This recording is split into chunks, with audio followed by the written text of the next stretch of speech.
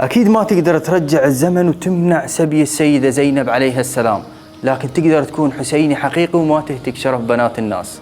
وما تقدر تنقذ طفل الحسين عليه السلام، بس تقدر ما تكون طائفي وراح تساعد بإنقاذ آلاف الأطفال من الكراهية والنزوح والتشرد. وهم ما تقدر تدافع عن فاطمة بنت الحسين من راد واحد من حاشية يزيد يتزوجها بالإكراه. بس يا أخي تقدر اليوم ما تزوج بنتك أو أختك مكروهة بشخص لا تحبه وما تريده. الزمن ما يرجع وما راح تقدر ترجع للعباس كفيه، بس تقدر اليوم تقدم كف المساعدة الكل شخص محتاج المساعدة. فأنت تعيش اليوم قضية إصلاحية صار لها أكثر من 1400 سنة حتى تخليك تخلق فكر حسيني حقيقي ووعي حقيقي وتصلح مجتمعك باسم الحسين عليه السلام، لأن لم أخرج أشرا ولا بطرا ولا مفسدا ولا ظالما، وإنما خرجت لطلب الإصلاح في أمة جدي رسول الله صلى الله عليه وآله وسلم.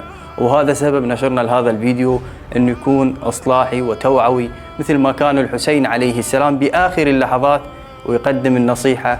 وبعد بقيت يمكم في أمان الله.